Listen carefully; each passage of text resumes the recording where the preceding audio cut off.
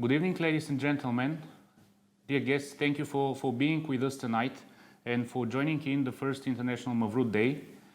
And first of all, of course, happy International Mavrud Day, честит Международен ден на Маврута from our team.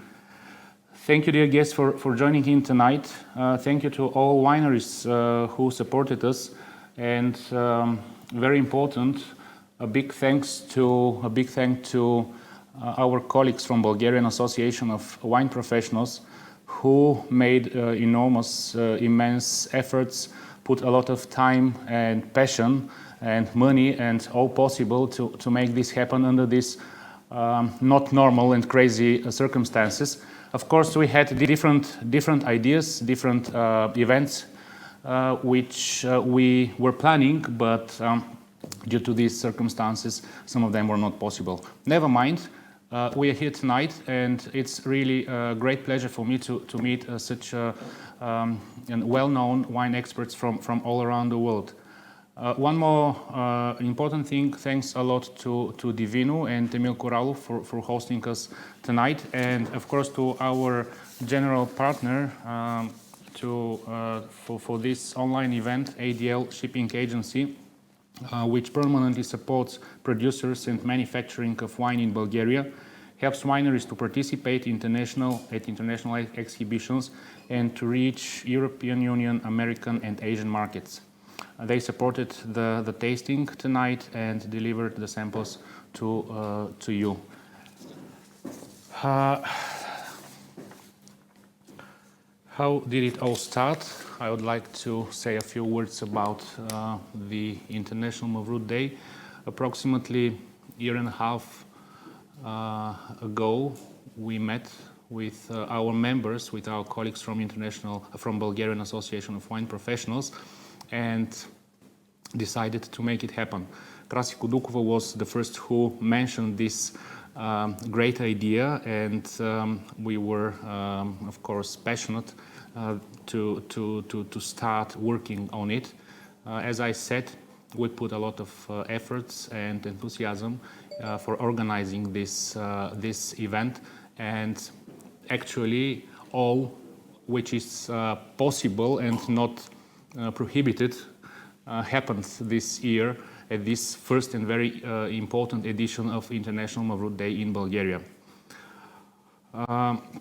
We as an association initiated the International Mavrud Day following the examples with other local and emblematic varieties.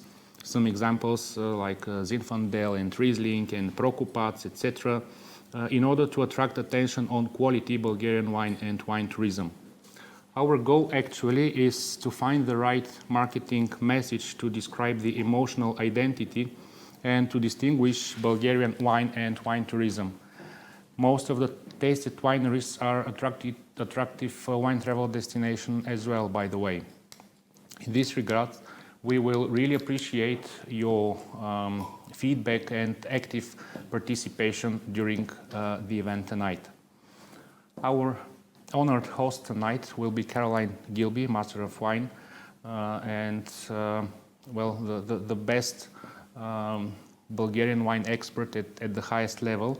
And she described in her book that the Balkan wines are the last undiscovered gem of the wine world. Well, I will not talk too much because we're here to taste wines. Just a few words about how today's tasting will happen and will go. We'll taste different wines, and we will show you the various phases of Mavrud, of our emblematic variety. We'll show you the modern phase. We'll show you the distinctive phase. We will show you probably brilliant wines. We'll show you at the same time wines with huge potential in the beginning. But you as experts will be able for sure to evaluate and to taste the wines and to make your proper notes. So I'd like to give the floor to Caroline to introduce herself, probably to say a few words about Bulgarian wines and varieties in general, and of course about Mavrud. Okay. Hello, everybody. And such a shame that can't be there in Bulgaria, because I always look forward to a trip to Bulgaria. You know, I've been traveling backwards and forwards to Bulgaria for close to 30 years now. And it's just, you know, the complete revolution of winemaking I've seen in early visits, when it was still all about volume and all about, you know, it didn't really matter what the quality was at that point. Though, to be fair, you know, one of the things that put Bulgaria on the world wine map in those days was that it could deliver consistent, large volumes of international varieties, particularly. And that at a time when you couldn't source that anywhere else in Europe, really. You know, the big organized vineyards planted with Cabernet and Merlot and Chardonnay and so on, you know, really hit the spot in the UK in the late 1980s through to the mid 1990s, which is when I cut my teeth as a buyer with Eastern Europe and sort of traveling to Bulgaria. And, you know, even when I passed my Master of Wine in 1992, there were 3 Bulgarian wines on the exam paper, including a Mavrud from Asenovgrad back then, which shows how important Bulgaria was to the international trade at the time, certainly in the UK. And it's a really fascinating story to follow. But been ups and downs since that time over the years, but one of the things that's particularly impressed me in the last maybe 3, 4, 5 years, I just feel the wine scene in Bulgaria has become so dynamic. You know, it's such an exciting place. It's completely transformed from those old days when it was, you know, 95,000 hectares of vineyards at the time they joined the EU in 2007 officially. Today, there are 29,000 hectares of vineyards actually being harvested for wine.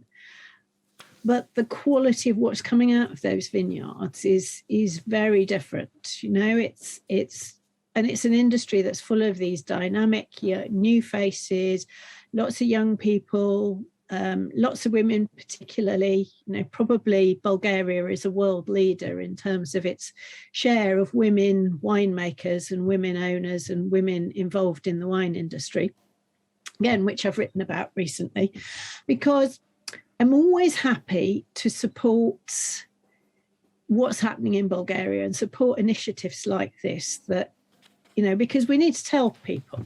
You know, I'm lucky that I've been there and I keep going back and I keep seeing the changes, but so many people I speak to are still kind of, what happened to Bulgaria? We don't see Bulgarian wines anymore. And you know, any initiative like this that can tell people what's happening, show people what's happening, and just build awareness of a fantastic country that's worth visiting as well as tasting its wines. I mean, you can see the Belagracic rocks behind me in my profile picture. You know, it's just a stunning place. And there are so many stunning places in Bulgaria, something like, you know, third richest country in archaeological remains in Europe, and you know, fantastic things to see like the Panegyristi gold treasures and rock carvings and Dionysian temples. So, you know, it's got everything, hasn't it? I think one of the stories I told in my book early on is that Bulgarians like to say that God forgot about Bulgaria until the end, and he shook out his bag of goodies and Bulgaria got a bit of everything. So, but Mavrud, as part of the Bulgarian story, I think is very important because, you know, it's the grape that has the greatest potential to be a flagship that belongs to Bulgaria. You know, it's uniquely grown here pretty much. There's a tiny bit of something that's genetically similar but not identical in Greece, but basically it is a Bulgarian grape variety. So if you can get people tasting and enjoying wines from this grape variety, then they're going to have to connect it to Bulgaria. So that's why I see Mavrud as very important in communicating the Bulgarian story. And, you know, I don't know how some of you will be familiar with the grape variety, probably some less so. So what will be good is if we can make this talk tasting, you know, really interactive, because I promise I don't bite. So it'd be good to get everybody's views and have a real discussion around the wines rather than just me talking and telling you stuff and so on. So from me at this point, and we'll talk more about the grape variety and what it can offer as we sort of work our way through the wines. Thanks a lot, Caroline. It's time now for tasting. We will taste, as you well know, six wines. And before each wine, I will first present shortly the winery, or respective the winemakers. Some of the winemakers will join in live tonight. And after this, after we have tasted the wine, Caroline will talk further, including her tasting notes, probably some interesting information from her own experience about the wine. And as Caroline mentioned at the end, please be active. We are really looking forward to an interactive discussion. Share your opinions, share your comments, share your impressions, etc. In the middle of the tasting, we'll make a short break, and we will talk about the local varieties of your countries. So it will be very interesting to share your opinion about it, your experience, your know-how, and how are things going in your countries, or respectively in the countries you are aware of. So we'll start, as I said, and first wine will be presented by Caroline. Before this, we have the Pet Nut Funky Mavrud by Gilby and Milkov. They both are here. Thank you very much, guys, for joining in tonight and taking time. It's a real pleasure to tell you hello. And personally and honestly, one of the wineries which I respect very much, and it's really the modern face of Bulgarian wine. Thank you again, and it's your turn now.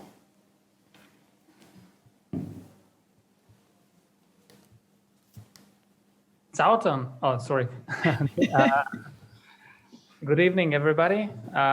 First of all, thanks to the Bulgarian Association of Wine Professionals that they have chosen this wine.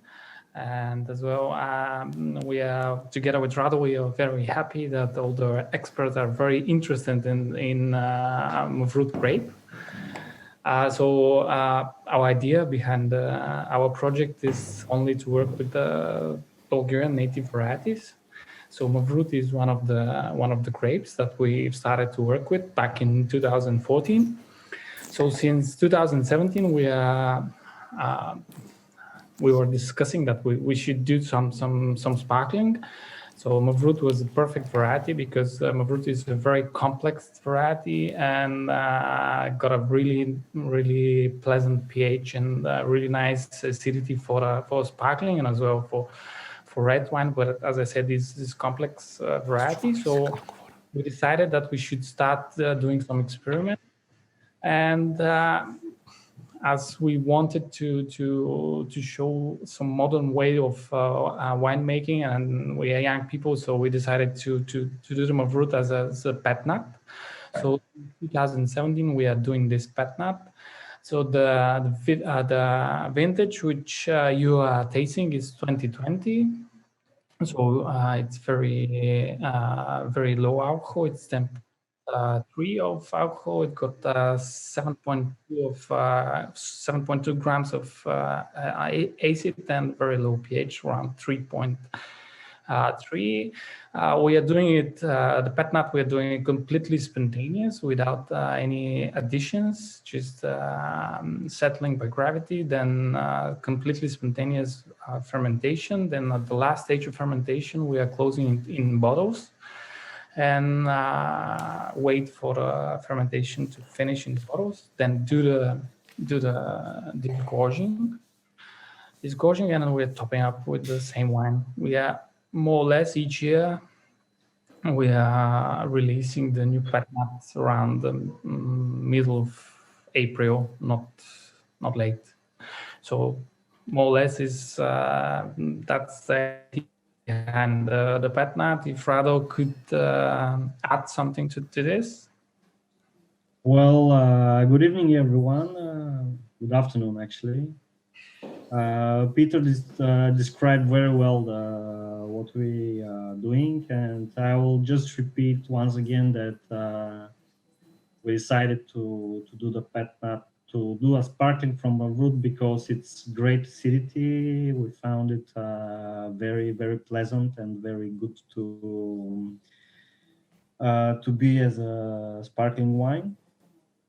And another thing that I want to add is that the whole volume of the pet nut, it's not too big. It's only about 4,000 bottles we make each year. Thanks, guys. I'm going to confess something a bit embarrassing. So when I was first sent a bottle of this cloudy red, really wild, off the wall bottle of wine, and because I'm not always the hugest fan of natural wines, and this was the previous vintage, and I finally got round to opening it, and completely what I was expecting. It was this just delicious red fruit, red berry, red apple, this gentle sort of biscuitiness from the lees in there, and this lovely freshness about it. So it was amazing to me. It rather blew my mind, actually, because it wasn't what I was expecting, and I think it's a very delicious wine, and it's also gone down well with my family, who are always my test guinea pigs. A couple of things that I think are quite interesting and quite important. One or two themes going to crop up in tasting these wines. I believe these were 40-year-old vines from around Asenovgrad, which is the homeland of Mavrud, because it's a really long vegetation period because it ripens late. And it's not very cold tolerant, so you don't find it in the cooler bits of Bulgaria to the north of the country. And this is, as far as I've understood, this is clone 1, which is the clone with big bunches, thinner skins, and naturally high acidity, and quite late ripening as well. So it's providing that lovely, fresh, low pH juice, which is so important when you're making sparkling wines. And not a lot of people know this, but Mavrud was used a lot in the past, in the previous era, for making sparkling wines. At the Chirpan wine factory, apparently about 40% of their base wines for sparkling were Mavrud. So it does have a track record for making sparkling wines, both pale ones and sparkling reds as well. So anyway, I'm curious. Do people like this? Do you find it interesting? Have you been pleasantly surprised, as I have been, with this wine? Well, I'm sorry. I'm really surprised about these pet nuts because, I'm expected. But I don't know what I'm expecting. But it's fresh. It's lovely. I love the acidity, the acid structure of the wine, it's I don't know. It's a terrace wine for everyone. So lovely, indeed. Yeah, thanks, Danny. Yeah, I think it really carries that freshness, carries the flavors really nicely. Hello, guys. Here is Marina from Romania. I want to ask the people from the winery why they choose pet nut and why they didn't choose other sparkling method like traditional or maybe Charmat. Just because of this fashion of pet nut, or just to taste to see how the grape variety can cope with the pet nut thing? We started with pet nut because first of all we wanted to do something funky. We are not doing large volumes. When we started, we were producing around 500 bottles, something like this. Okay. And we wanted to do it as experiment to see how the variety will react to our ideas. And not on the last stage. We have artisans. We don't have a huge equipment to do whatever we want. So the pet nut was the suitable one to start with. So basically, we are growing slowly. So in the future, probably we could do it as a traditional champagne method. Anything you want to add? Well, I think that's a really good start for me, a very positive start to talking about Mavrud, which is a very old variety, it seems. Nobody quite knows how old it is, but it certainly, there's a legend going back to the time of Khan Krum, back in the early 9th century, that he was really concerned about drunkenness and tried to uproot all the vineyards to manage his population from being drunk all the time. And there was some village somewhere that was being threatened by a lion, and a young boy who was had the bravery to fight off this lion and save his village. And Khan Krum allegedly summoned this boy's mother to say, where did he get his bravery from? And she'd secretly saved a vine in her garden and made wine from it. And that had given this boy the courage to fight off the lion, and it was a Mavrud vine, apparently. Who knows whether there's any truth in that story? Genetics, if anybody's interested, there's a parent-offspring relationship between a grape that Danny will know, Arani Safaher, the golden muddy white of Hungary. There's a parent-offspring relationship between that grape and Mavrud. Other than that, all we know is that it's a very old grape variety that's been grown in Bulgaria for a long time. So maybe let's have a look at pink version of it Yes. from the next winery. The next winery is Manastira.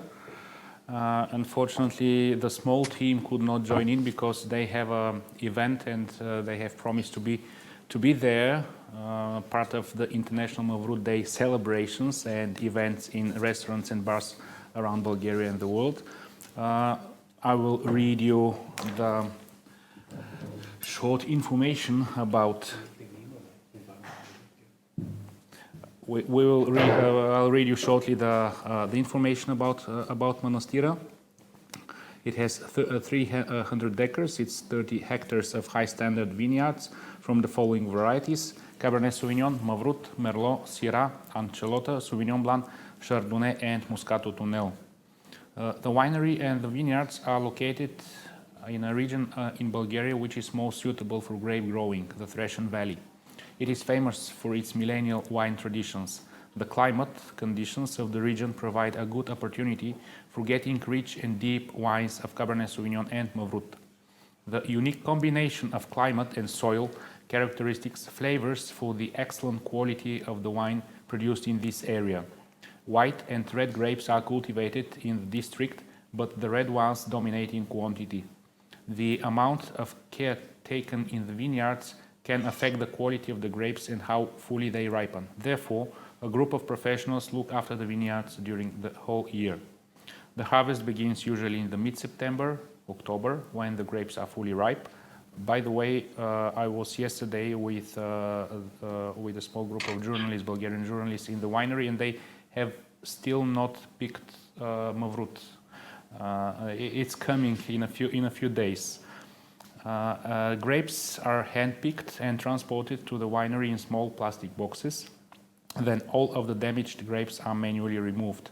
Fermentation process takes place in stainless steel tanks.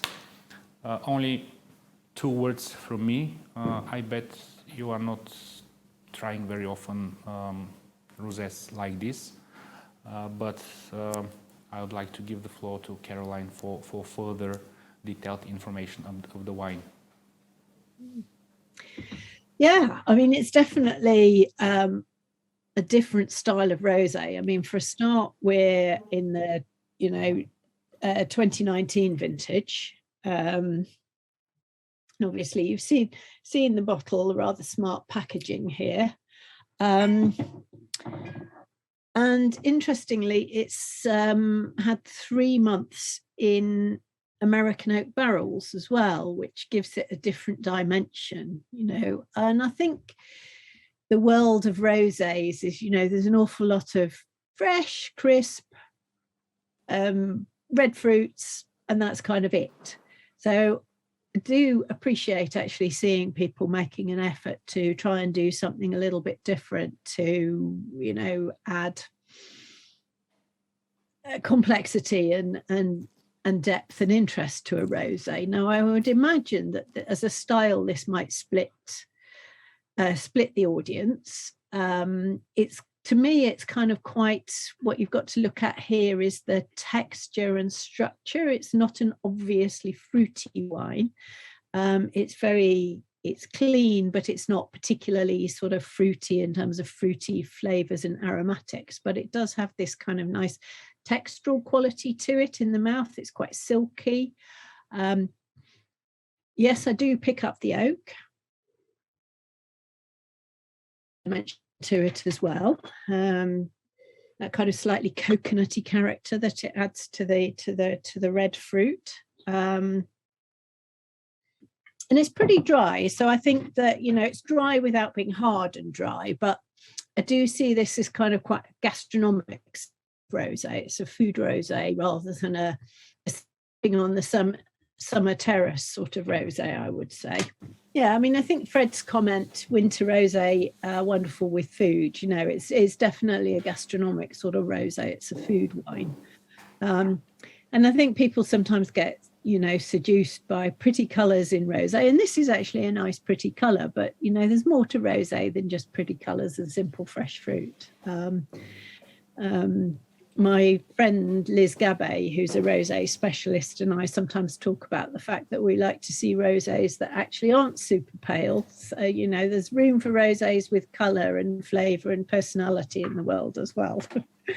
But yes, any comments about the oak on this rosé? Anybody have any thoughts whether they feel it works or it doesn't work? We have a question, Caroline, from Marina from Romania. What kind of food would you say it's suitable for this wine? And one comment also from Fred from the Netherlands: winter rosé wonderful with food. Yeah.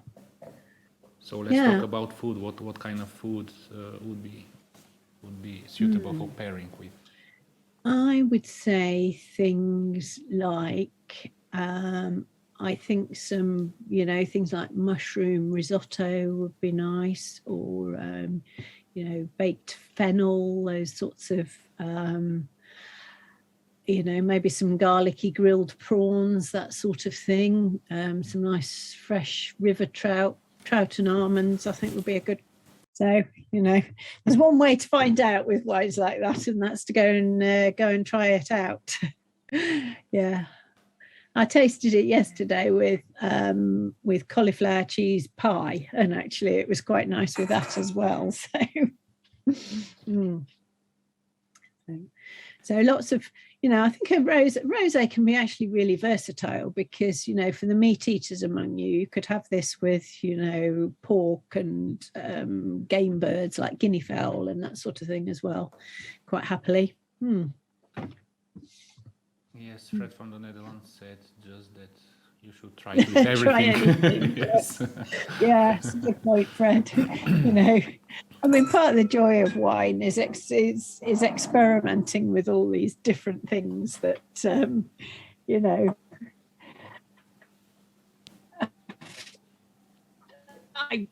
the number of Mavrud rosés I could probably count on the fingers of one hand. So, and made in some very different styles. There's one winery making it in acacia, which makes it a really interesting wine. And there's a couple of people just making it classic, fresh, drink it when it's young, and can make really nice wines that way. So, still very much a learning. I would say with Mavrud, it is still kind of in that learning phase, because there's proper availability of clothes is quite recent. There's quite a lot to learn about the viticulture and the winemaking as to how to get it from. I mean, I always got the impression in the old days, what they did was overcrop it. So it still had green tannins, and then it got shoved in oak for a very long time, by which time the fruit had died, but the tannins had softened. So, it's a whole different way of thinking now, reducing the crop levels, getting the tannins properly ripe, which again, something we'll maybe talk about with these red wines in front of us, because for me, that's one of the challenges with Mavrud, is getting the tannins right, because it's got some cracking fruit, but it's that balance with the right tannins that's important. Anyway, so we're going to switch colours now, aren't we? Yes, we're switching the colors now, and okay, we will go to the red wines because Mavrud is red variety, and we have a lot of songs about red wine and only one song about white wine, and it is white wine, why aren't you red wine? Of course, it's a joke, but still the bigger proportion, the bigger share of wines are red. And we'll start with one very interesting, very pure, the pure wine in our selection, Mavrud from Dragomir Estate. I'd like to say good evening to Natalia, the owner and the winemaker of this state-of-the-art and very, very modern winery, and to ask her to present Dragomir Winery and the wine which we're tasting tonight together. Hello, everybody. Thank you for colleagues for this virtual tasting, and I'm very happy to choose this wine for the wine tasting. My name is Natalia, and if I will explain, with my husband Constantin, we are winemakers and owners of Dragomir Winery. This is the Dragomir Winery. Back to me. And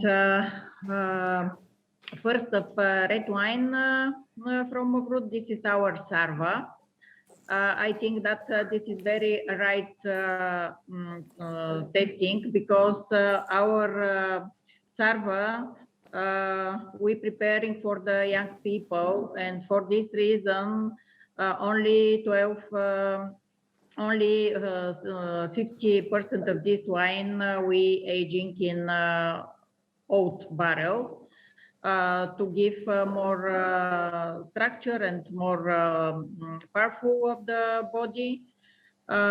This is vintage 2018. After this is 12 months aging in the barrel. Now this one here in the bottle. I recommended this wine to test with typical Bulgarian barbecue or with Italian pizza, pasta, and risotto. This wine for everyday drinking, and for this reason we made harvest into this time to make alcohol not more 13.5. This is the worst alcohol for our red wine, because normally in our red wine alcohol more than 14%. If you have some questions for the wine. Okay, thank you, Natalia. So, I mean, for those of you that don't know Dragomir, it's it's a real love story, this winery, of a husband and wife who became partners in winemaking and partners in life as well. So, Caroline, excuse me. By the way, I want to explain that we work very hard with this variety grape Mavrud. About 40% of our wines, including Mavrud white variety grapes. We made 4 different wines from Mavrud. Rose wine. This is Sarva for everyday drinking. One blend Mavrud and Cabernet Sauvignon. This is our reserve, and the third wine from Mavrud. We made to give 4 different phases of this kind of variety grapes. Excuse me. Okay, yeah, thank you. Yes, so, you know, it's very important, I think, for putting Mavrud on the market and using it to communicate about Bulgarian wines, that actually there are different styles of it for different audiences.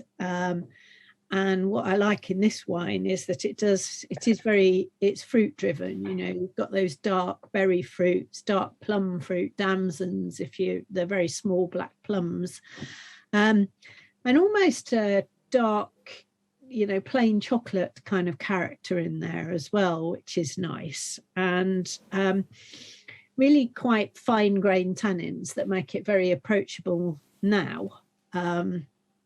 Which again, I think is important if you're trying to introduce people to this, to especially younger drinkers, to this great variety. A couple of interesting things going on in the winemaking here. I think one of the things that Natalia was saying, that one of the risks with this grape variety is that it gets green tannins, because, you know, it's not harvested till 2nd, 3rd week in October, by which time the weather might not be so favourable. So the risk of green tannins and harsh tannins and astringency is the thing to avoid. So obviously low yields, careful selection. And the winemaking approach here is cold soaking, and actually quite a long cold soak, 10 days. So that there you're getting the flavours and the fruitiness and the colour that dissolve in this aqueous phase of the winemaking, but you're not picking up the tannins that come through when dissolve in alcohol. So when you've got the fermentation going later. So and I think of all these red wines, 3 out of the 4 do use that cold soak technique to help manage the tannins to make them approachable. And I think that's worked really well here. These tannins are really nicely fine grained and textured and approachable. And it's not new oak. I mean, Natalia said it goes in 50% of this goes into oak, and it's second fill French oak. So it's not new oak influence, again, to keep the fruit to the front, and then the other half is in stainless steel for the fruitiness as well.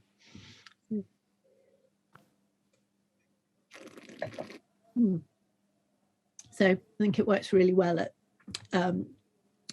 at the sector it's targeting. And I have to say, I love the packaging as well. It's beautiful, really nice. So thank you. What do you think, guys and girls, people, Audi?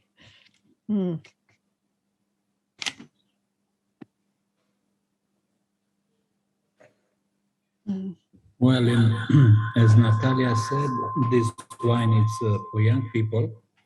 You, Caroline, said that it's fruity wine, which is true, but also it's very strong, powerful, and very rich.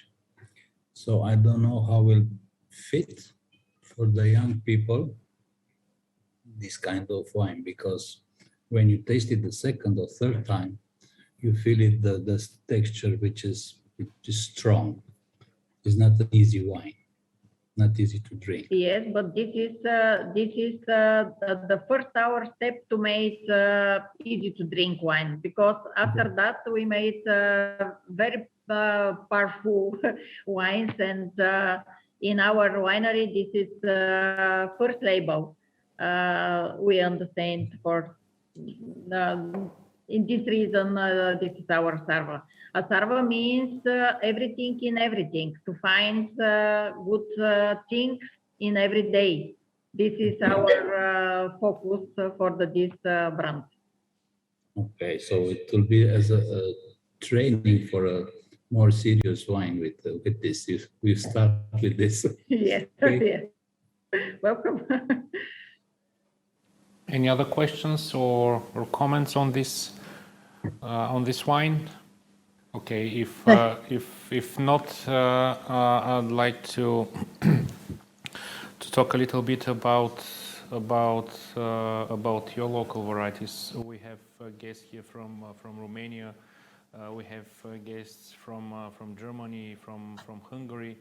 So probably you share your impressions and about Fetească Neagră, for example, or Fetească Albă, or Riesling, or Furmint. I don't know. It's up to you. And to tell us your know-how, your experience, your observations with your local varieties, or respectively the local variety that you are aware of. So I give the floor to all our guests. Please don't be shy, and we're very curious to hear from you. Okay, so I think the Hungarian market. I'm from Hungary, and the Hungarian market it's very open for that kind of wine, because if you're thinking of Hungary, everybody wants to speak about Furmint, but most of the Hungarian customers drink red wine, not Furmint, mostly from Villany and Szekszárd, which is on the south, and that kind of style is very popular in Hungary. So with the silky tannins, with this fruitness, I really like it, and I'm sure that the Hungarian markets will like it and will open for that kind of wine. Thank you. Thank you very much. Yeah, Cabernet from Villany is already an emblematic wine and appellation also. So I understand why people. Thank you, So why people like so much Villany and the Cabernet Franc from there. Yeah.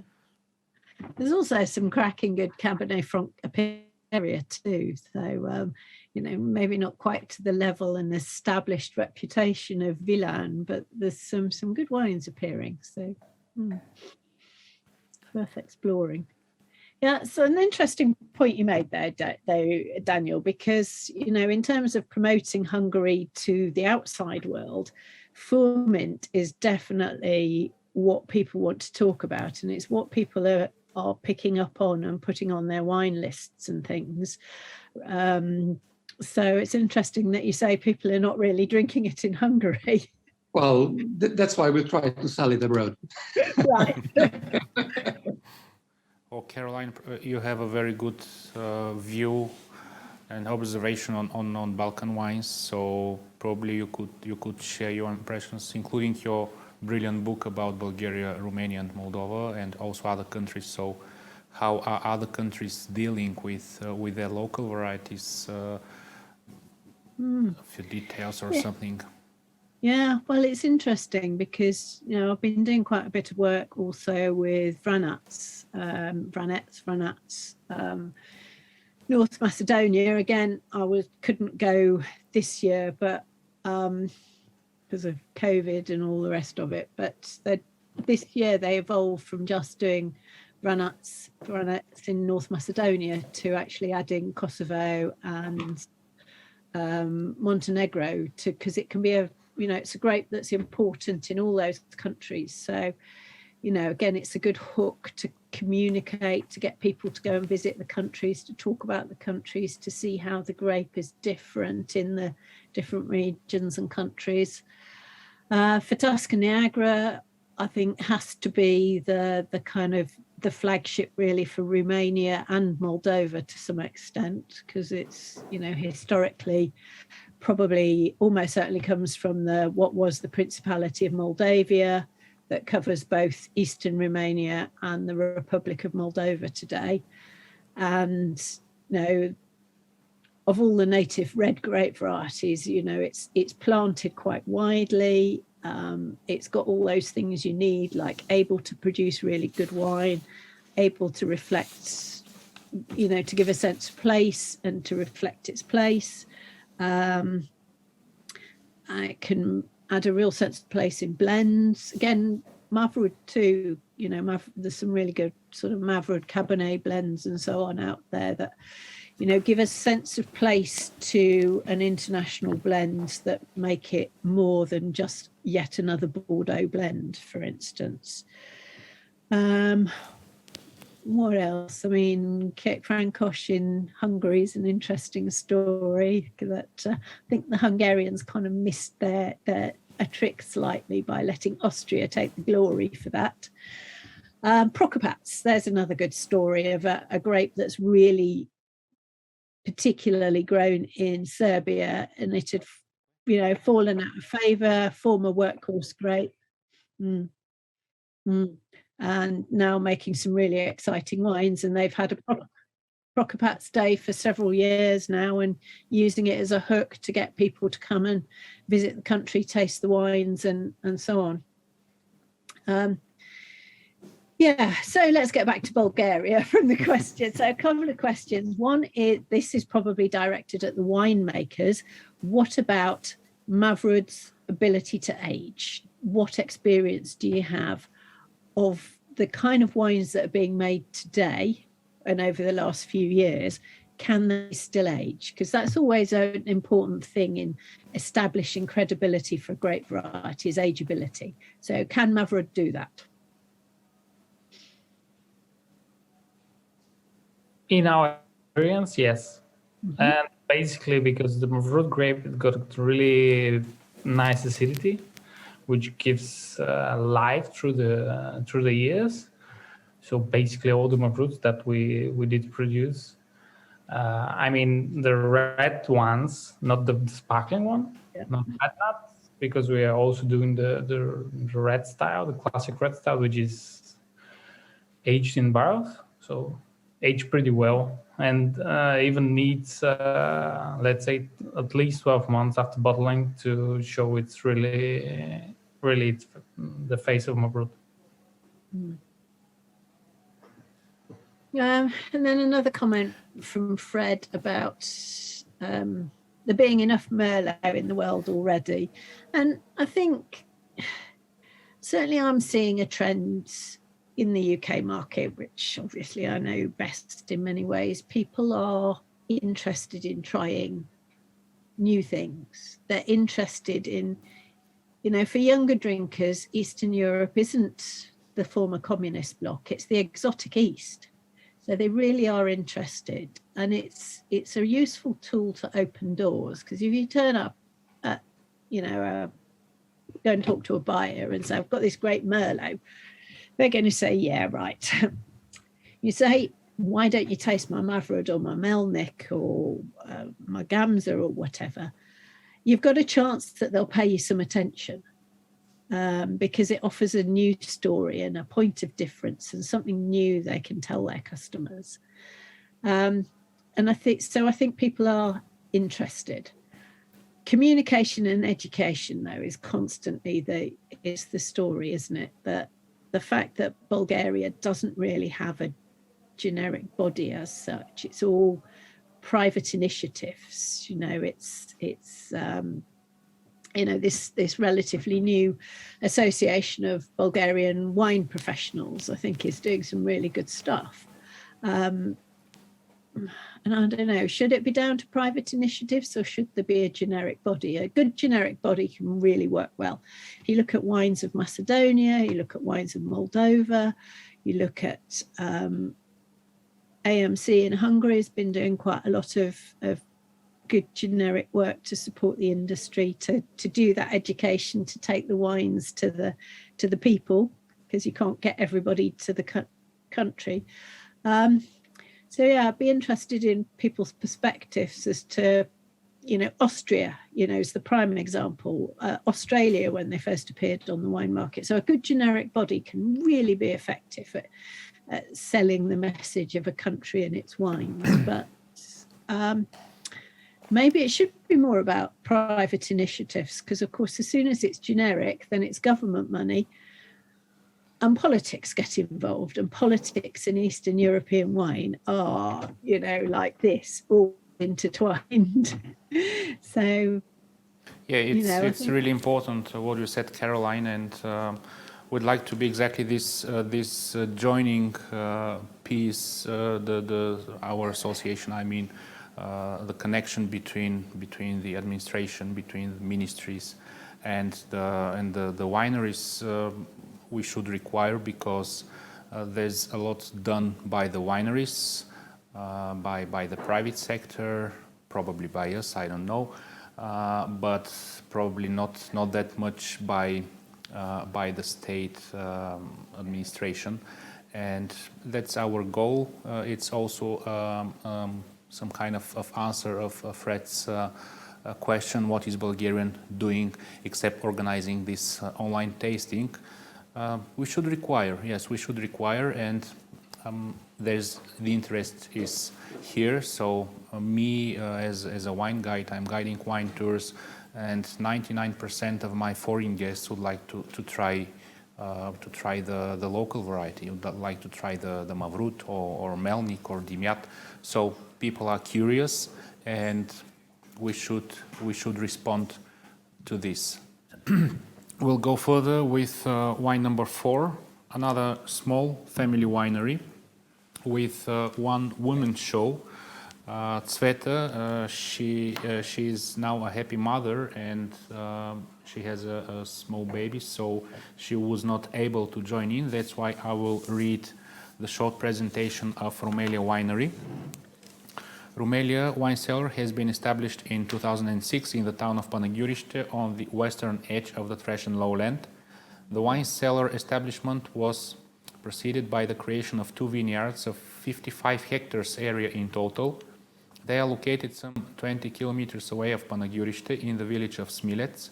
The choice of a place has been accompanied by a number of studies of soils, terrain exposure, weather conditions, and regional relief. Bulgarian seedlings have been used that are adapted to the soil and weather conditions of the terrain chosen. The variety structure consists of the classic red Merlot, Cabernet Sauvignon, Syrah, and the typical Bulgarian Mavrud varieties, and Moscato Tunel and Chardonnay from the white varieties. Most agrotechnical works are manual. For example, every grapevine is manually earthed up, formed, and trimmed. No herbicides and pesticides are used against the weeds. The crop is controlled and corrected by early trimming. Grape harvesting starts after a laboratory test of the grape technological maturity, achieved sugar rates and acids. Harvesting is also manual by using cases, the grape being selected as early as well at the vineyard. The wine cellar annual capacity is 450,000 bottles. The wine is stored in barrels in the underground cellar at natural humidity and temperature. The cellar has 1,000 barrel capacity. The barrels used are of the barrique type, 225 liters, made of French, American, and Bulgarian oak. The barrels are used for 3 wine fillings. The first cellar vintage was in 2006. The series produced consisted of red wine only. In 2007, rosé was included into the assortment, and the range was completed by white wine in 2007. Both pure variety wine are offered, like Merlot, Cabernet Sauvignon, Mavrud, Chardonnay, and cuvées of various varieties. So we have one very, very serious wine. I would like to call it the wine with big potential.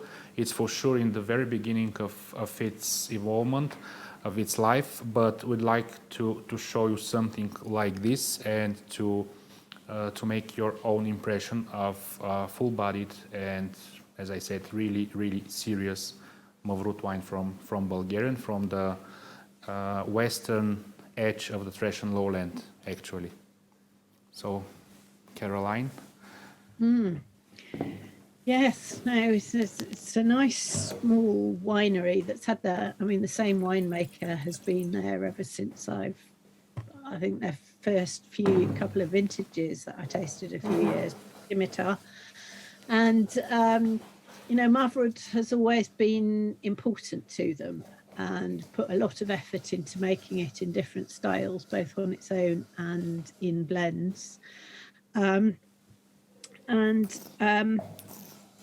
So this is a reserve selection, so low yields, but 7.5 tons per hectare. So not super low yields, which again, it's low enough for quality and real intensity of fruit, but not so super low that one of the problems with this grape variety ripening so late is sometimes if you don't get the balance right in the vineyards, the sugar goes up before the tannins ripen.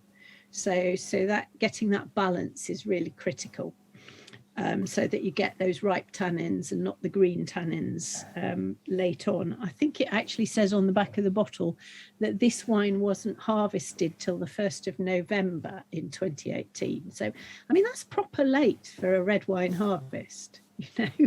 So, and I mentioned when we were talking about the Sava that cold soaking is cropping up as a winemaking technique quite a lot. And this is 96 hours of cold soaking. So what's 4 days of cold soaking before it then goes into the controlled fermentation. And just 15 to 20 days on skins. And then, say, aging in new American oak, which Dimitar really likes for with Mavrud, because he likes that. He likes that oak sweetness. Ivalo, you've still got your mic on.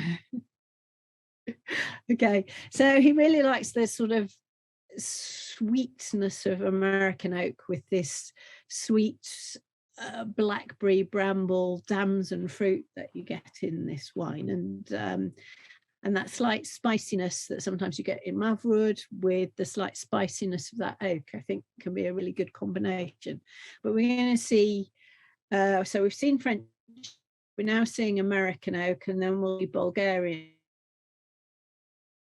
in question to discuss what works and what winemakers are finding suits their winemaking style. There's lovely concentration here, but it also has some underlying freshness. I think it carries its alcohol really well because there's that natural freshness of Mavrud underneath it.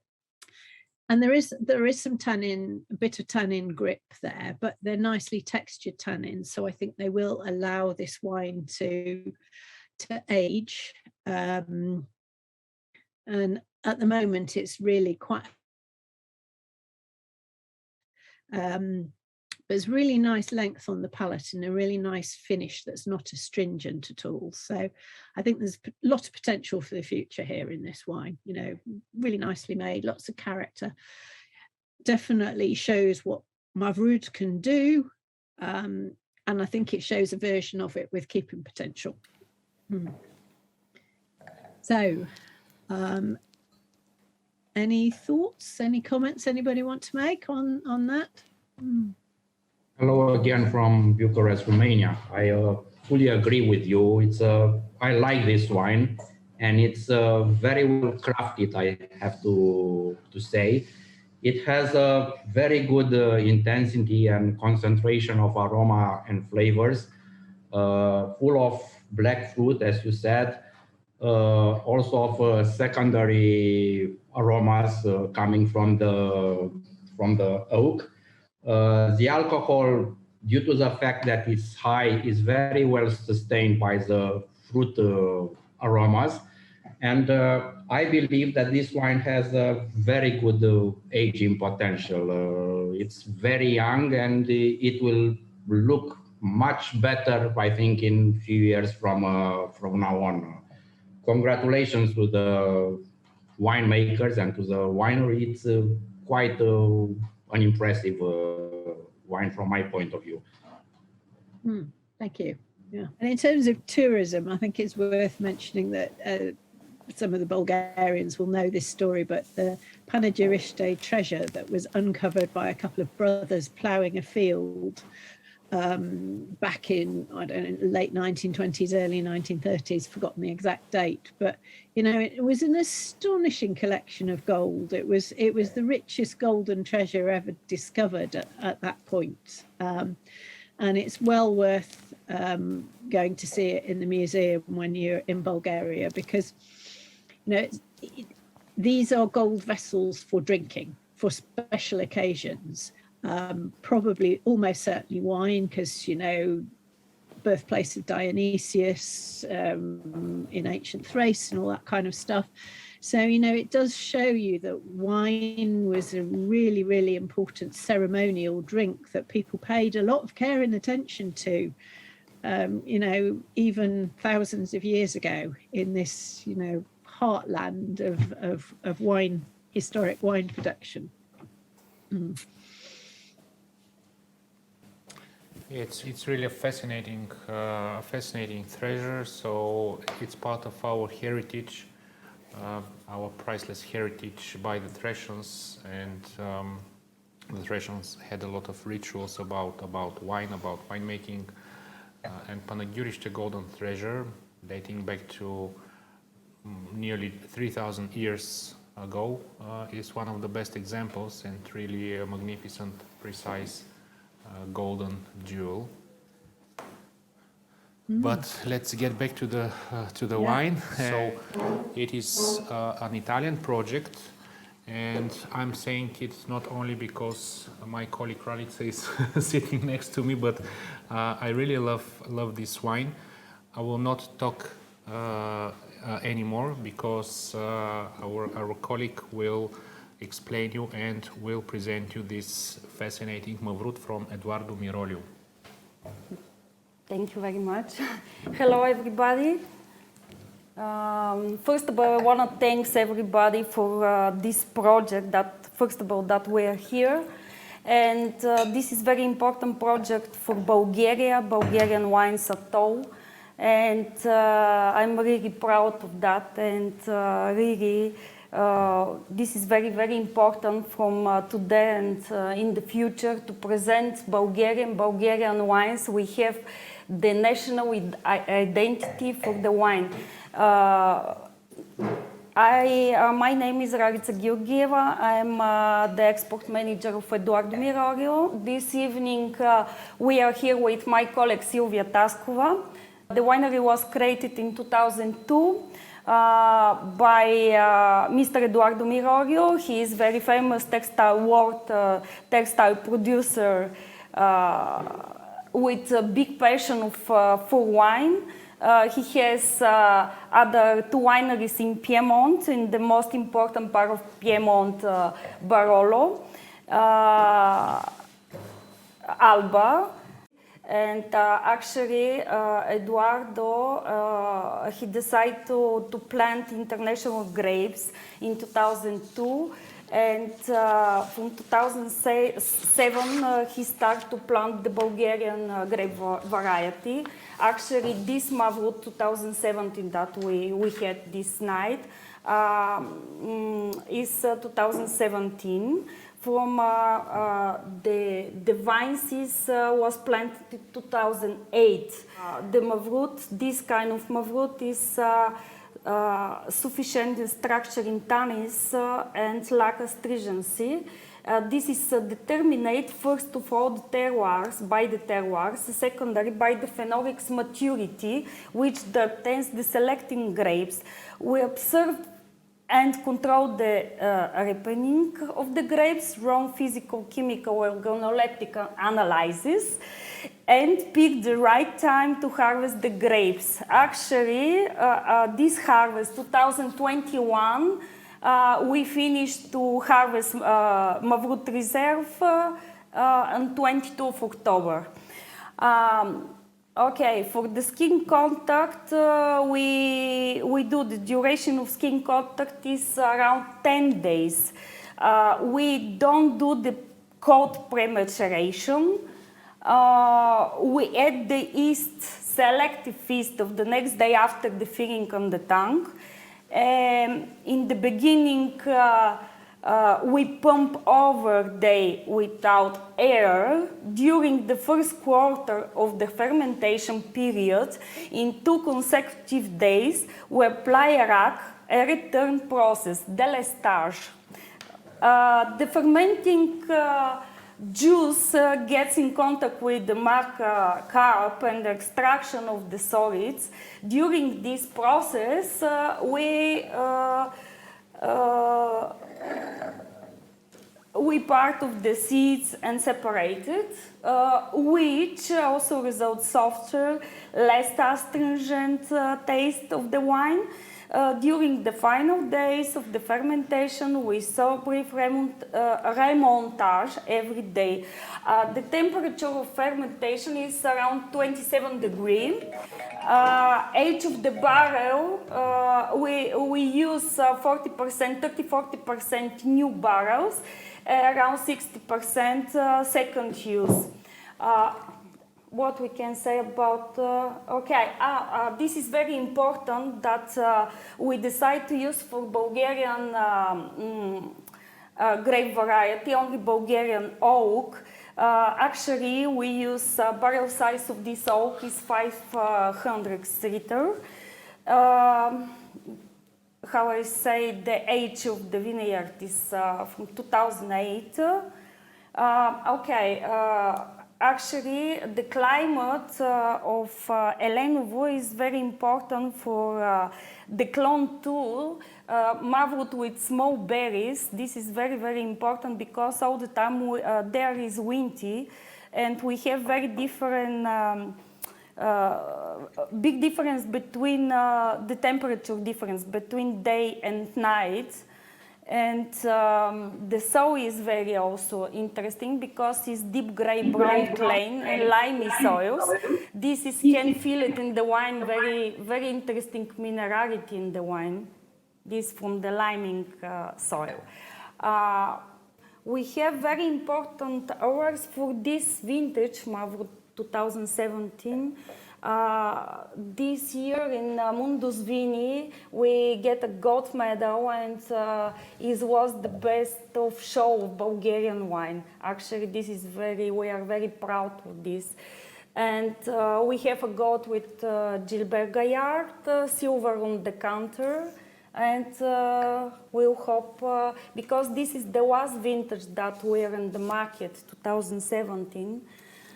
And maybe in the 2-3 years we can enjoy this wine because it's really, really nice, very, very elegant. You can feel the touch of Italian, maybe Italian touch, you know, very elegant. It's not so structured. Yeah, everything is very, very well balanced.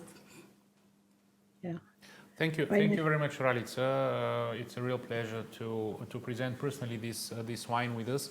And Caroline, a few words about this fascinating wine. Yeah, I'd just like to pick up on a couple of points. You know, if you get a chance to go to the winery, it's really dramatic, this sort of spiral cellar that's been carved out into the hill and surrounded by vineyards. Now, that may not sound unusual, but actually back in 2002, when Eduardo first founded this place, there really weren't any estate vineyards. You know, it wasn't, wine estates didn't really exist because, you know, land, grape growing and winemaking had been separated in the previous era. And then you had that long period of trying to unravel, you know, land restitution and working out who owned what before the wineries could even start to buy consolidated plots of land. Because by then they were starting to realize by the 2000s that actually they needed vineyards if they were going to get the control of the fruit quality that they wanted. And so I know there was an awful lot of work went into investigating the terroir and working out exactly what should be planted where at Meroglio. So what else did I want? A couple of other things I wanted to highlight here. So Desislava Bacheva, the winemaker, is one of, you know, I mentioned in passing earlier that, you know, Bulgaria is a world leader in having women winemakers, and Desi is one of them. And so Sylvia kindly translated some of her thoughts about the wine. And the key here, the reason why she doesn't have to do a cold soak, is that it's all about selecting the fruit properly in the vineyards, so you don't have any astringency in the fruit when it comes in. So that, you know, it's clone 2, so the smaller berried, more serious clone, picked ripe and selected. Again, similar sort of crop level to the previous wine, so 7 tons to the hectare. And during the winemaking as well, she takes out part of the seeds, again, to reduce the astringency. So what you get is these nice fine tannins, these elegant tannins, not the mouth puckering astringent ones, which I think is really important in making fine wine from this grape variety. I'm also interested in that use of Bulgarian oak, because sometimes it can be quite a dominant flavour, Bulgarian oak, for me. But by going to 500 litre barrels and by going to, you know, only 40% new, I think you can benefit from that slow aging in Bulgarian oak. You can keep that sense of place of local oak and local grapes without overwhelming this lovely dark berry fruit with oak. You know, for me, there is lots of that dark berry fruit, dark cherries, there's some chocolate here. There's a little bit of sort of clove spice that comes through from the oak for me, but only a little bit. So it's subtle, so it supports the wine rather than dominating the wine. So do people like it? Any comments, any feedback? You know, I really like this wine. I think this is, you know, this is a really seriously good wine. So it's definitely a 5 stars wine. So I'm really like it. Thank you very much. Thank you. Can introduce Silvia Taskova? Maybe she can say something more, because that she's working with Eduardo Miroglio in the beginning, and it's be very interesting. In the meantime, we have one more vote for Eduardo Miroglio from Razvan, very nice winery, and I share this opinion for sure. It's amazing wine travel destination, and as you see, a good winery. So Silvia is here, could join in also? Yeah, should be here. Yes, I'm here, and actually I wanted just to add some more information. Maybe it's important to say that all our Mavrud vineyards nowadays are organic. So we produce from Mavrud not only this specific wine, but also we do an organic blend with Rubin. However, the Lenovo line is our top line, because it's the most expressive of the terroir. So the wine is made from organic grapes, but we cannot call it organic because it's not, the vinification has not been in the following the requirements for organic wine production. What I also wanted to say that the production is very limited on this product, and it's only 3,500 bottles altogether. And an interesting aspect is how to approach the foreign markets with this wine and with Mavrud in general. Ralitza and I, as soon as she started, we went on a business trip to Estonia, to Tallinn. And we have a very, very good partner there who organized a wine dinner in a very, very top restaurant in Tallinn. Actually, in the best restaurant of wine list for this year. Yeah, sorry, Silvia.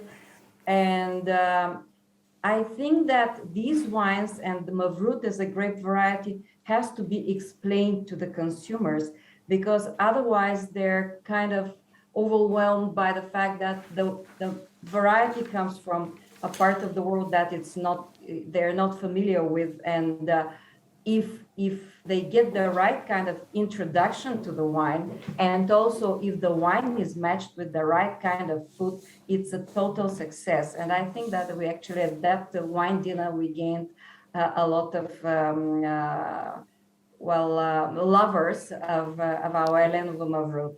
I think that actually Ralitza covered most about it. And Caroline, thank you for saying these words about the winery, because it's also important for people to know the specifics of the winery. And just a final word to say, Mavrud for us, for Mr. Miroglio, was like an experiment, because his philosophy and understanding is that what would make the difference about Bulgarian wine would be not our great Pinot Noir, because we produce very nice Pinot Noir, but it should be, in the end of the day, it should be Mavrud. So that's why he put so much effort and so much passion into working with this grape variety. And I think that we achieved very, very interesting results. Thank you very much, and sorry for keeping the attention so much on our winery, but okay, I hope you enjoyed it. And now we will go further with the sixth wine, another distinctive example of Bulgarian wine. Following the Italian topic, it's Amarone style wine, quite interesting, quite different from all other Mavruds in Bulgaria, and probably that's the reason why it is the sixth wine. We have Vinica from Zagreus Winery, 2018.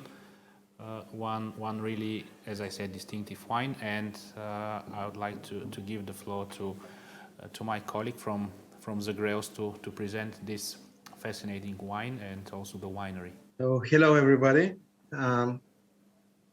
My name is Dimitar. I'm part of the winemaking team in Zagreus Winery. So it's my honor to present you the Vinica this evening. Do you hear me all right? Is everything all right? Yeah. Okay. Because as Caroline said yesterday, I'm probably the last person in the universe that I used Zoom for the first time in my life this evening. So anyway, for the Vinica, it's a very special wine for us because it's one of the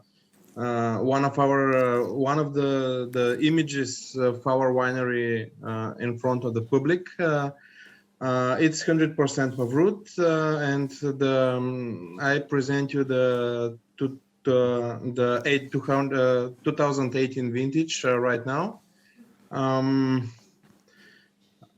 It's the key moment when we produce Vinica is actually this drying process that we use, because when we pick up the grape, we don't process it immediately, but we leave it in a special place to dry for anything between 1 or 2 months, which is very important in many aspects. But the first one is that this gives us the opportunity to pick the Mavrud a little bit earlier, because already mentioned this evening that the Mavrud is a late ripening variety. So the Mavrud is usually ripened in mid-October. But in Bulgaria, in that time, the weather is not so good every year. So sometimes we have to pick up the Mavrud earlier because of the weather. And because of that, the green tannin problem with the Mavrud is quite often. So when the drying process gives us the opportunity to pick up the Mavrud earlier, and by earlier, I mean by the end of September. So this particular vintage is picked around 20 September 2018. After that, when we put it on shadow, the maturing process of the tannin in the grape still continue, but we are not so dependable of the rain, fogs, and the climate changes. So after that, which in 2018 we had a warm and long autumn, so we had the opportunity to make a very smooth drying process, which takes 50 days. And during that period of time, usually the berries of the Mavrud lose like 30% of the water inside, which concentrate everything else in terms of sugar, tannins, acidity, and everything. So after that, when we choose the right time, we take the grape in the winery, we process it. We usually make 3 to 4 days cold soaking. After that is the fermentation. Usually takes around 2 weeks. And then when the wine is racked off from the fermenters, we usually make the malolactic fermentation, and after that it goes to barrels, which are, for this particular wine, are 100% new Bulgarian oak. So 100% new barrels made from Bulgarian oak. For 2018, the aging process takes 14 months in the barrels. For different vintages, different, but usually between 12 to 16. So after 14 months in the barrels, we make the final blend, bottle it, and we try to keep it at least 1 year in the bottle before marketing, because the potential of this wine is very good. So as many years in the bottle, so the bottle aging is important, and as long as we age it in bottles, is the better. So this is the main process in terms of winemaking. So if you have further question, ask me. Yeah, so one of the questions I asked you earlier was about why you like Bulgarian oak with this wine. So, and I thought that was interesting that you said you found it gave good structure to the wine, but that it can be a little bit harsh, so it needs longer to polish the wine. So, but it also is quite, doesn't have such strong personality, and it allows the personality of the wine to come through, the dried grapes and the Mavrud character to come through. Is that, and of course it's the local oak and the local grape variety story as well. So all those factors, I think, come into play, if I understood what you said correctly.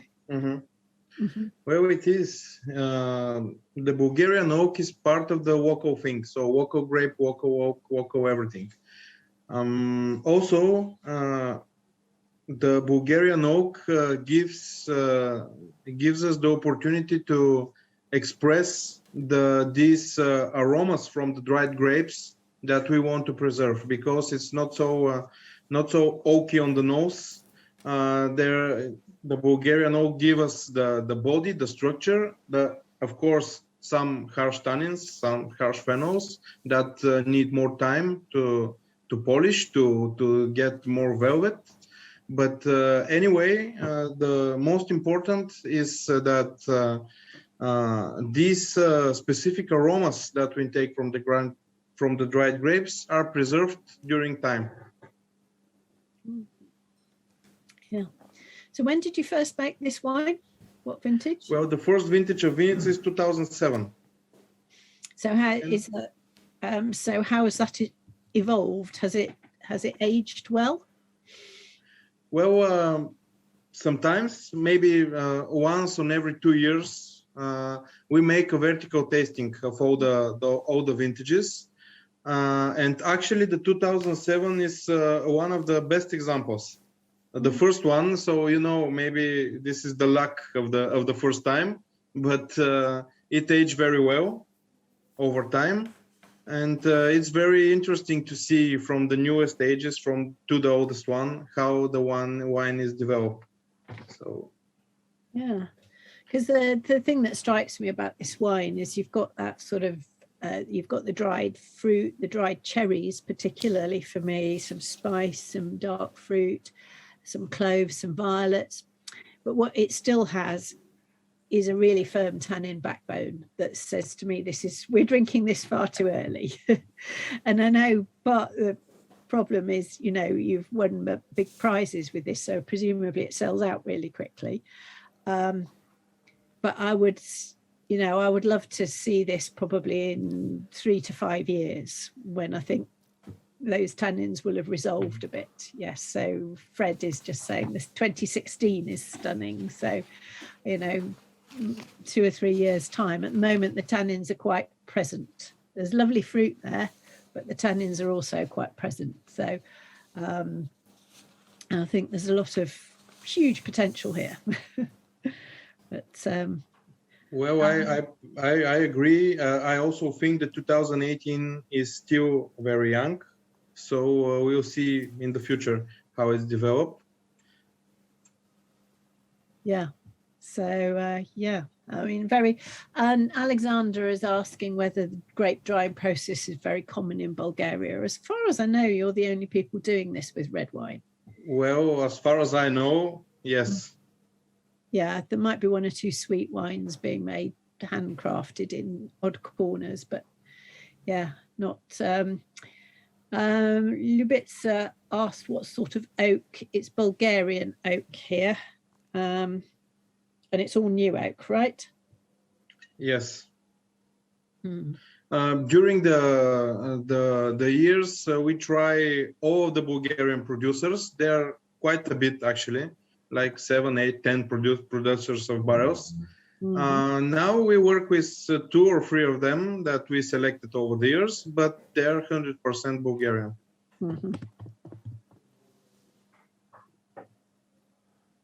And Razan from Romania just mentioned that it's a very Californian style for now. An interesting point of view.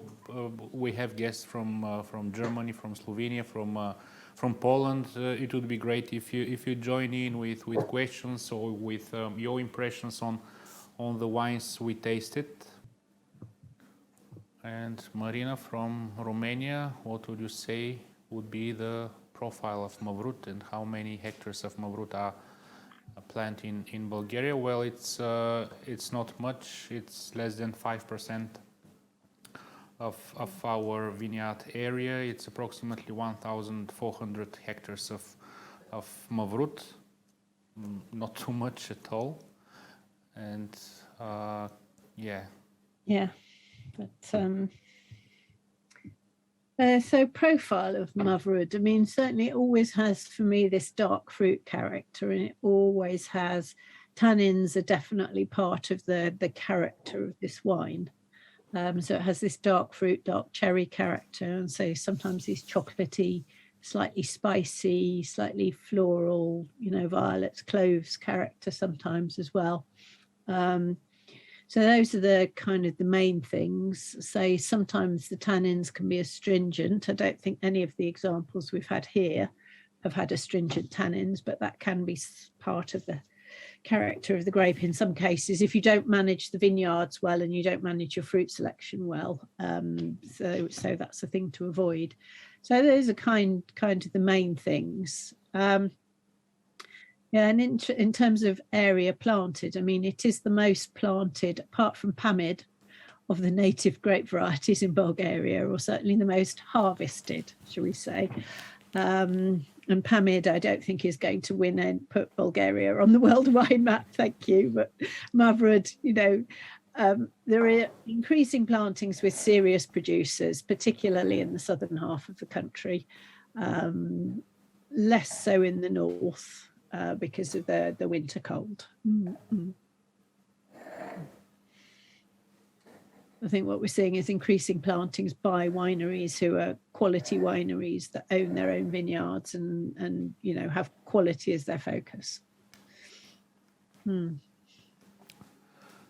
Thank you. We are already close to the end. A summary about the event, or probably a few words if you have to present or describe Bulgarian wine in 1 or 2 words, what are they? So some of you have tried Bulgarian wines for sure in the past, and some of you probably it's something new. It's a terra incognita. So we would appreciate such a feedback from your side. And also, in your opinion, and what is Bulgarian wine? And probably to Caroline also, in your opinion, Caroline, what could be the unique competitive advantage of Bulgarian wines? Probably shortly, not detailed. Well, the 2 words that come to my mind about the Bulgarian wine scene at the moment are diverse and exciting.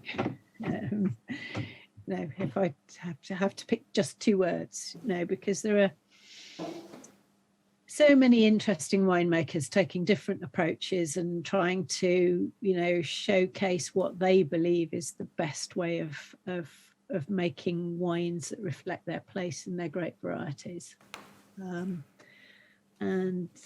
Yeah, it's just a very dynamic phase at the moment with everybody trying all sorts of things, pet nats, amphoras, skin contacts, you know, classic winemaking as well. We mustn't forget that classic winemaking evolved for a reason, that, you know, it makes classic wines, right? But you can, I think we've shown here, you can also make classic, very good wines from Mavrud, and you can make quirky off-the-wall wines from Mavrud as well. So, and all of them got interesting things to say for themselves and to express Bulgaria. But you've heard enough of me, you know. Alexandros, you can see in the chat window, seems to be quite positive. Need lots of communication, but worth the effort. All the wines very well made with good potential for different markets. And I suppose different consumers in that as well. You know, thinking about the younger drinkers that we need to bring into the wine category. Because otherwise, you know, if we're not refreshing the category with new drinkers, then we're screwed further down the line. Yeah, on the romantic point of view, Bulgaria has a millennial-old history in winemaking, so 4,000 or 5,000 years. But if we have to meet the reality and to say it seriously, so it's only 20 or 25 years of making quality wine. So it needs some time. I really appreciate the efforts of Bulgarian winemakers to put all this passion and enthusiasm in making good wines, in being brave, and in making good experiments. So hopefully you had a great time, and probably it's time for closing words from our guests. Anyone who'd like to share his or her impression on the wines or comments, we'd really appreciate them. Happy that we don't have to drink wines from skulls anymore. Yes, thanks for that, Fred. Yes, we're happy. We work under crazy circumstances for sure, especially for organizing events. It's absolutely weird in this pandemic, but no, we don't have to drink wines from skulls anymore for sure.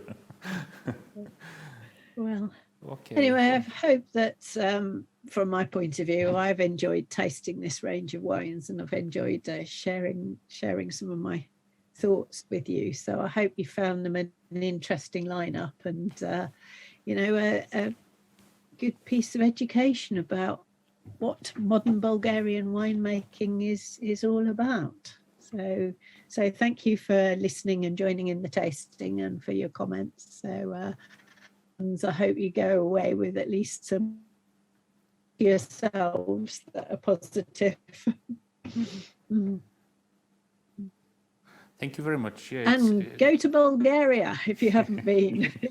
Thank you. Yeah, I will. Thank you very much for that amazing tasting. So I'm really surprised and really like the quality of the wines. So I'm waiting for my Bulgarian visit. So hopefully we all do hope to meet you next year in person. And I'd like also to say thank you, dear guests, for joining in, and also your interest in Bulgarian wines. We'll be for sure in touch, and hopefully we'll meet in person at International Mavrud Day Part 2. And thank you for all these kind words from Ljubic, from Alexandra, from Liviu. Please shout out loud for Bulgarian wines, and please share further your opinion. We would appreciate your public articles and impressions from the tasting. Next October, it will be International Mavrud Day Part 2, so we'll be very happy to meet you in person. As I said, we will keep in touch, and we will be in touch. And I'd like to specially and to warmly thank all my dear colleagues from Bulgarian Association of Wine Professionals for working with passion, professionally, with a lot of enthusiasm, and making all this happen as volunteers. And on behalf of Bulgarian Association of Wine Professionals, we'd like to promise to keep on working on the big idea, on the costs and the cost of quality Bulgarian wine, and of course to organize International Mavrud Day 2 next year in October. So please, if you have a final word or closing words from your side, I would really appreciate. Thank you very much, Ivailo. For sure, I will revisit Bulgaria and especially Croatian Valley. Thank you for you all for wines that you send it, and we will celebrate next year. This time, I will say, Честит Mavrud, Международен ден на Мавруда. Perfect. Честит Международен ден на Мавруда. Thank you to all of you. Very nice, and congratulations for this event. I do not knew very much about this grape variety, but I found it quite very nice, and some of the wines impressive. And I have to say that I have to visit some of your wineries. Congratulations once again, and thank you.